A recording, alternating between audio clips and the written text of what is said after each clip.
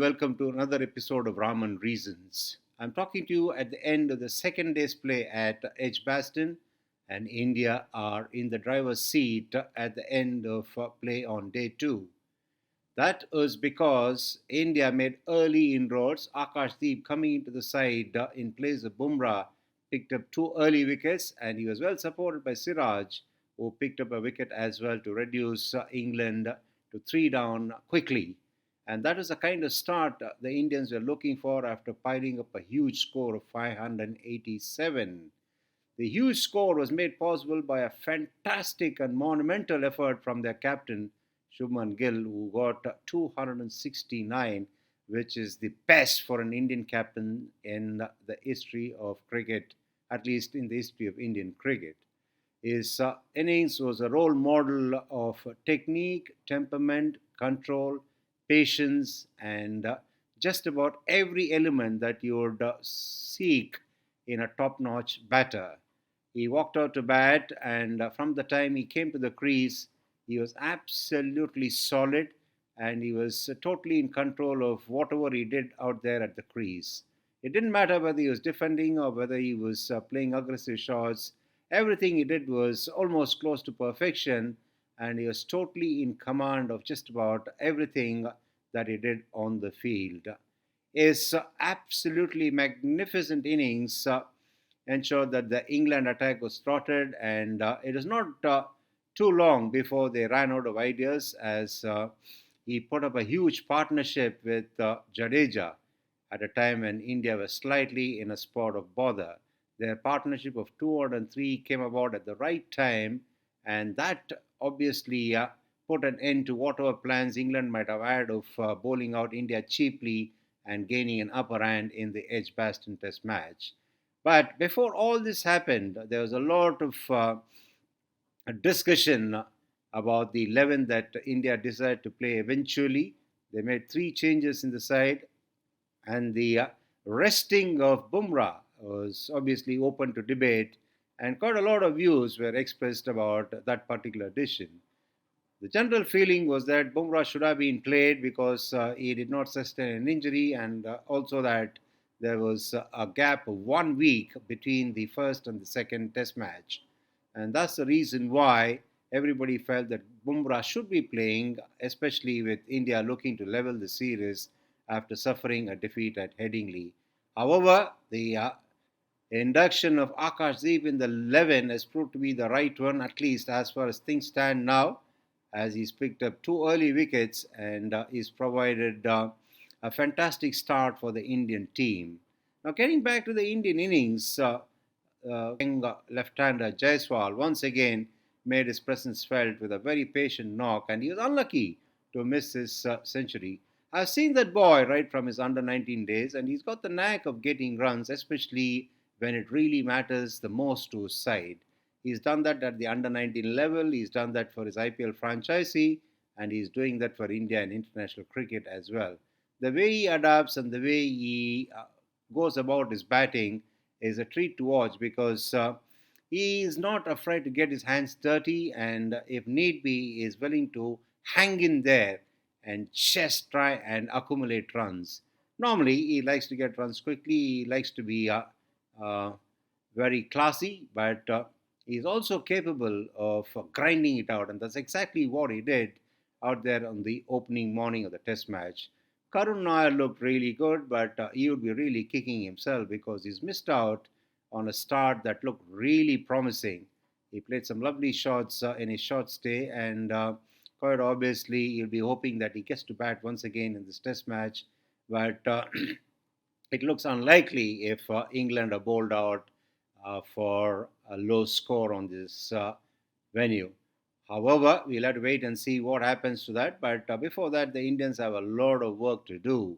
It has to be said that Shubman Gill was absolutely magnificent, and Ravindra Jadeja once again proved what a useful all-rounder he is to the Indian side. And he's got a lot of work to do with the ball as well because this pitch at the Edgbaston cricket ground looks really dry, and there could be a lot of purchase in it for the spinners later on. Washington Sundar has also been inducted into the side, and he's played a useful hand with the bat, and he would be looking to contribute with the ball as well. So India now are playing two spinners, and they have three seamers who can deliver for them, because all three of them are guys who have picked up wickets for their respective state sides on plum batting tracks in first class cricket. And that's the kind of experience that will really serve cricket as well when they're up against conditions that are not really favorable. They're used to bowling day in and day out on flat tracks, and they know what exactly they got to do. They got to be patient, and they got to really bowl tighter lines, which is exactly how Siraj and Akashdeep started. It was interesting to see the approach of the England batters. They were looking like they were in a hurry, and all the three batters got out playing airy fairy shots. Yes, of course, that's the way they've been playing in the recent past, and that's the method that has provided them a lot of success in Test cricket. But after they've been on the field for about five sessions, one would have expected them rather to play with a bit of circumspection, but that is not to be. Duckett, Crawley, and Ollie Pope played shots like milliners and paid the price, and it's left to Harry Brook and Joe Root to try and consolidate the innings. And Harry Brook was living dangerously. He was taking his chances. He was looking to be aggressive. He was trying to counter the Indian attack with aggression, but he was not really successful. He was obviously one who lived dangerously, as I said earlier. But it's going to be interesting as to how this partnership develops on day three. A lot will depend on Joe Root once again, because he's capable of holding the innings together, and he is one who can play a long innings as well. And if he hangs in there, if he plays a long innings, there'll be a lot of runs coming from the other end as well, because the other batters are aggressive. Obviously, Harry Brook will look to get runs quickly like he normally does, and also Ben Stokes will look to play shots too. And of course, the wicketkeeper Jamie Smith looks a very, very capable batter as well. So there's a lot of work left to be done for the Indian bowlers, and if they can muster the discipline that they did on the evening of day two, they will definitely reap rewards. But it is going to take a lot of discipline from them. And let's not forget that the weather is also very warm. There's absolutely no help for the fast bowlers. And it remains to be seen as to how Prasidh Krishna goes about things, because he was expensive in the first test, and he's got to ensure that he provides good support to Siraj and Akash Deep. It'll also be interesting to see how the Indian fast bowlers operate when the ball gets softer and older, and when they bowl in the second session. But if they pick up wickets early in the opening session of day three, they may not have to do a lot of work in the second session. But there again, Test cricket is really tough. And on the other hand, if the English batters get going, then it's going to be a tough proposition for the Indian bowlers to keep them quiet too. The two spinners will provide a lot of relief and break for the fast bowlers, and it'll also be interesting to see at what stage of the game the ball starts to assist the spinners. We did see Bashir bowl a lot of overs in the Indian innings, but there's hardly any purchase for him, because he was bowling on day one and day two. Joe Root got one to turn a little bit to get the wicket of Washington Sundar, but that's something that's not going to happen on a regular basis in a hurry. We might perhaps see the ball turning fairly regularly, maybe towards the end of day four, but that's a long way away. But the moving day, as we call it in cricket, in a test match, day three will be very important for both the sides, and that is something that will decide the way this test match goes. And India will need to start off on a good note. They got to try and ensure that they keep the pressure up. On the other end, England will look to go hard at the Indian bowlers. And if they get away by taking a few chances, then it's going to be a lot of entertainment for the public. But all in all, it has to be said that the Indians have managed to do well with the limited resources that they have in their hands.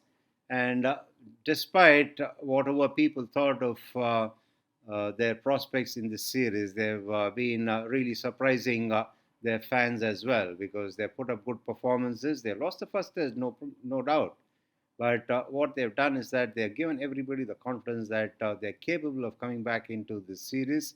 And they've done really well in the second test by posting a huge score and picking up early wickets. So the stage is set nicely for the Indians to try and take charge of this test match.